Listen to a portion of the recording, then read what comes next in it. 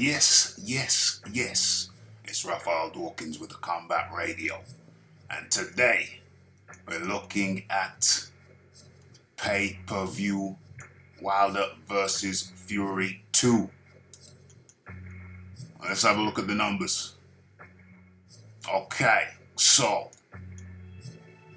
from Mike Coppinger, we have the rematch between Deontay Wilder and Tyson Fury generated in the neighborhood of approximately 800,000 to 850. That's the highest estimate I've seen so far. The general estimates range from 750 to 800, but Mike Coppinger has got an extra 50k on top of that, but that's okay. We'll have a look at that. We'll work with that. Okay, so 800,000 to 850,000 pay-per-view buys in North America. Okay, the best performance by far for a heavyweight title fight since Mike Tyson versus Lennox Lewis in 2002. Wilder Fury 1 sold around 300. Oh, you see, he goes with a high estimate again because the average estimate is 300,000 up to 325,000. So we're looking at 800,000 for the second fight, and 300,000 for, that was 800,000 for the second fight, 300,000 for the first fight. Okay, now that's unfortunate because the break-even point was set. Oh, what's that? Okay, that's one of my tweets. We'll get to that in a second. The break-even point was said to be, my good friend Bitcoin Boxing there, give him a like. Says shame. Warren said 1 million was needed for it to be a success. Yes. The break-even point, I was going to get to that. The break-even point was 1.1 million. I'm just put down 1. Okay, but it was 1.1.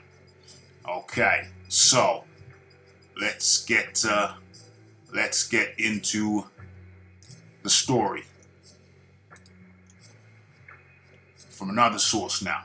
Okay, this is from Boxing Scene.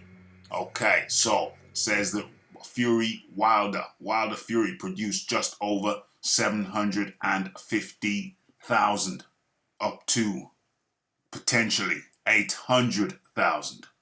So Boxing Scene has learned that the event is projected to have produced slightly more 750,000 pay-per-view buys in the USA.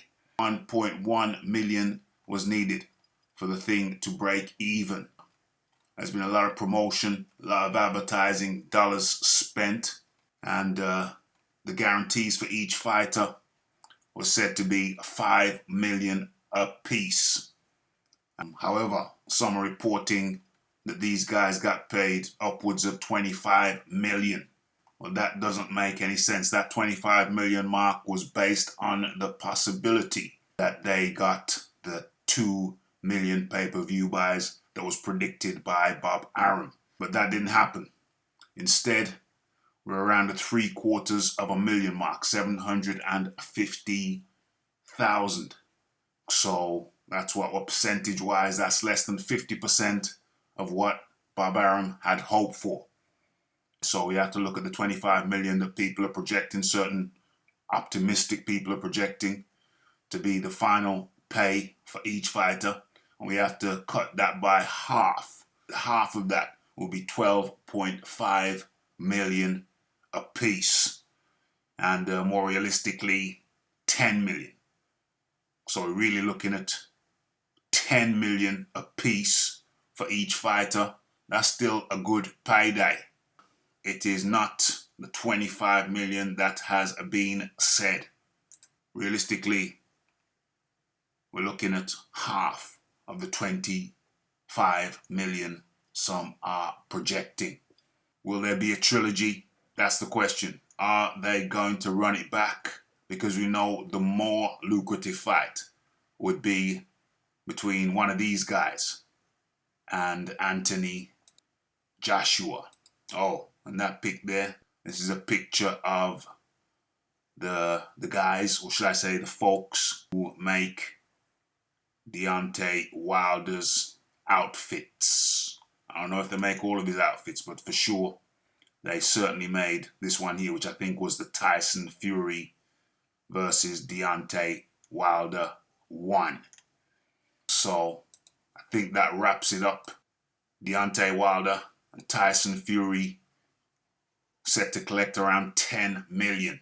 They sold about 45% of the 2 million that Bob Arum had hoped for. And as a consequence, they get what? Around 45% of the 25 million that was projected if they had sold 2 million. But they sold 750, going up to a potential 800,000 pay-per-views in the USA. Of course, a big chunk of that, around 50% of that revenue, goes to the pay-per-view providers. So that ekes into the profits. So, but still a good showing. Still a very good showing. They sold just less than 3 times in the second fight that they did for the first fight. So, what say you? It's Raphael Dawkins. It's the Combat Radio. It's bringing you the news of the pay-per-views for Wilder versus Tyson Fury 2.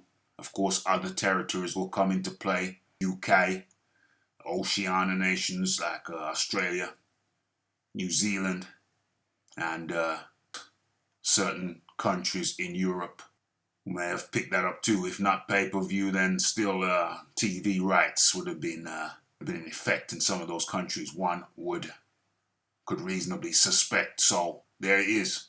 It's the Raphael Dawkins, it's the Combat Radio, it's the like, it's the subscribe, it's the comments, it's the shares. And it is the hitting that bell icon to stay updated with news and notifications. Remember, have your say. Leave your comments in the comment section. And don't forget about the live show, Boxing Talk with Rafi. 10 p.m. UK time, Mondays and Wednesdays. And occasionally I throw in a bonus show, just like Mark Breland threw in the towel. Don't forget to check that story out. I want a recent video of Mark Breland left crying in the hallway when Deontay Wilder kicked him out of the changing room because he was upset with him. Check that video out. Okay, it's Raphael Dawkins, it's the Combat Radio. It's the like, it's the subscribe, it's the comments, it's the shares. And I am out.